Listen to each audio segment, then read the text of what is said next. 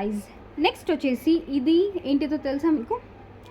Psychology. Yes, psychology ఏంటిది? బాల్య కౌమార దశల మనోవిజ్ఞాన శాస్త్రం, సైకాలజీ. ఏ బుక్? BEd book. ఓకేనా? ఇది మనకి డిఎల్ఎడ్ బుక్స్లలో కూడా అవైలబుల్ ఉంటుంది అండ్ బిఎడ్ బుక్స్లలో కూడా ఇది అవైలబుల్ ఉంది. Psychology which is very very important. Deputy educational ఆఫీసర్లో ఉన్న సిలబస్లో సైకాలజీ పార్ట్ అనేది అడగడం జరిగింది కాబట్టి దాంట్లో ఉన్న సబ్ టాపిక్స్ ప్రతి ఒక్కటి మీరు సైకాలజీని not only for the basis of TET, DSC దాంట్లో కాకుండా ఎక్స్ట్రాడినరీ లెవెల్లో మీరు సైకాలజీ అనేది చదవడం కంపల్సరీ ఉండాలి. ఓకేనా?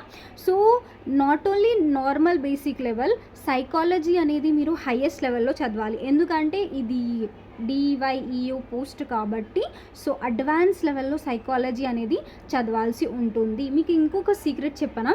ఎవరైతే సైకాలజీలో యూజీసీ నెట్ ఆర్ ప్రిపేర్ అవ్వాలనుకుంటున్నారో ఓకేనా, సో వాళ్ళకి ఇది ఎక్కువ యూస్ఫుల్ అవుతుంది. సో యూజీసీ నెట్ లెవెల్లో సైకాలజీని మీరు చదవాల్సి ఉంటుంది so that you will be in the competition guys. Okay, hope you guys understood. So సైకాలజీకి ఈ బుక్ అయితే రిఫర్ చేయండి మీరందరూ.